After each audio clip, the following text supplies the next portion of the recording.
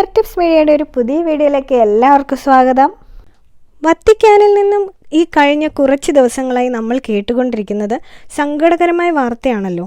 കഴിഞ്ഞ കുറേ വർഷങ്ങളായി ലോകം മുഴുവനുമുള്ള ആളുകൾ ഹൃദയത്തോട് ചേർത്ത് വെച്ച ഫ്രാൻസിസ് മാർപ്പാപ്പ ഇന്ന് ആശുപത്രി കിടക്കയിൽ സീരിയസ് ആയ ഒരു ഇൻഫെക്ഷനോട് യുദ്ധം ചെയ്തുകൊണ്ടിരിക്കുകയാണ്.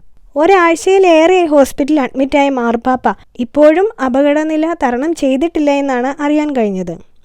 ആദ്യം ശ്വാസം മുട്ടലും ബ്രോങ്കൈറ്റിസുമായിട്ട് ആണ് അഡ്മിറ്റ് ആയതെങ്കിലും ഡബിൾ ന്യൂമോണിയയിലേക്ക് ആ ഇൻഫെക്ഷൻ വേഴ്സ് ആവുകയായിരുന്നു. ന്യൂമോണിയ എന്നാൽ ശ്വാസകോശത്തിനുണ്ടാകുന്ന സീരിയസ് ആയ ഒരു ഇൻഫെക്ഷനാണ്. ഇവിടെ ഡബിൾ ന്യൂമോണിയ എന്നാൽ ഇരു ശ്വാസകോശങ്ങൾക്കും ആ ഇൻഫെക്ഷൻ ബാധിച്ചിരിക്കുന്നു.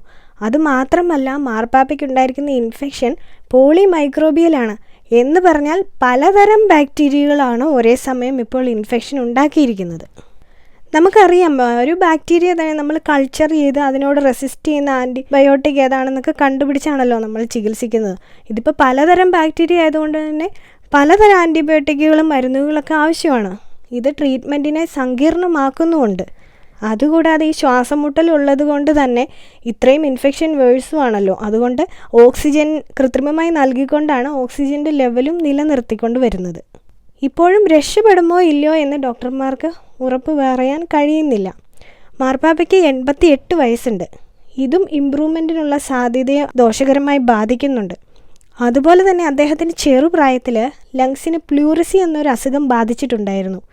അതിൻ്റെ ഫലമായി ഒരു ശ്വാസകോശത്തിൻ്റെ ഒരു ഭാഗം തന്നെ എടുത്തു കളയേണ്ടി വന്നിട്ടുണ്ട്.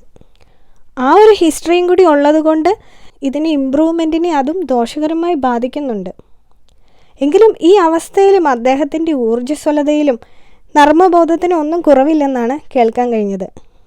അദ്ദേഹത്തെ ശുശ്രൂഷിക്കാൻ വന്ന ഡോക്ടർ അദ്ദേഹത്തിന് മുൻപിൽ കുനിഞ്ഞു നിന്നപ്പോൾ മാർപ്പാപ്പ ചോദിക്കുന്നത് കുമ്പസാരിക്കാനുണ്ടോ എന്നാണ്.